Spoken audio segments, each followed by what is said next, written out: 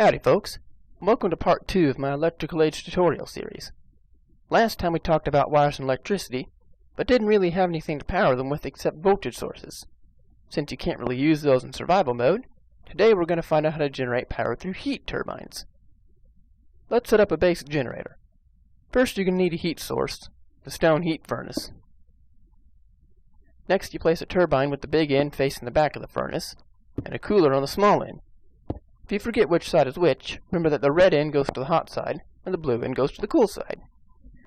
Of course, we're going to need somewhere for our electricity we generate to go, so let's hook this up to an electrical furnace. Now we just add some coal for fuel, a regulator to prevent overheating, turn this sucker on, and over here, we're cooking. Literally. Turbines work by converting heat energy into electrical energy.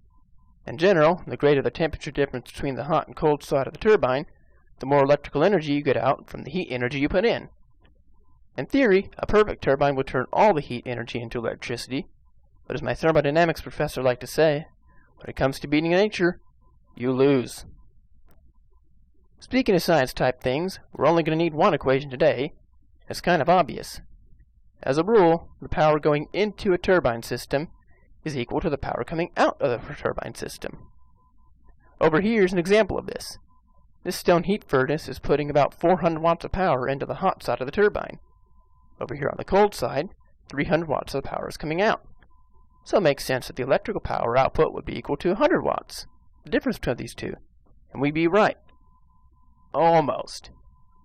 There's about 10 watts of power here unaccounted for. Remember, though, that here we're transferring power through heat, not power through electricity like last time. Anywhere we have something that's hot, we have power that isn't accounted for.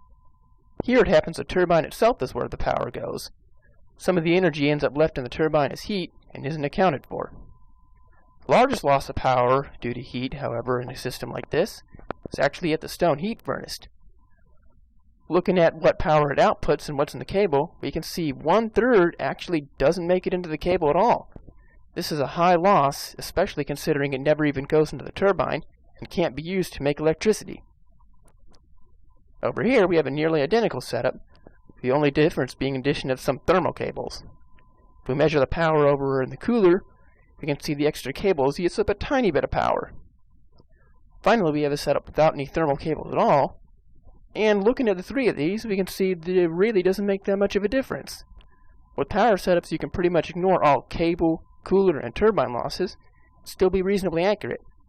As shown, the only loss that really matters is how hot your furnace is.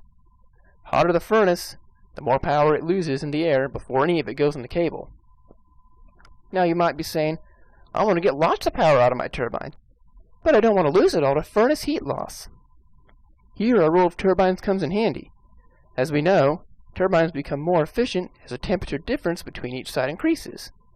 By cooling the outlet more, we can get a more efficient turbine and more electrical power output for the same power input. This can be achieved by adding more regular coolers, but if you want to go top drawer and really crank out some watts, an active cooler is a must. Note that this guy does take some power in exchange for cooling, but it's worth it. As we can see, we have 60 more watts of power just by making the outlet temp go down 20 degrees. Eventually you're going to end up with a setup where the furnace just can't provide you with enough power, no matter how cool the outlet temp of the turbine is. Here's where the combustion chamber upgrade comes in handy. Each upgrade raises the maximum power output of the furnace by 500 watts, and you can put up to 2 in there.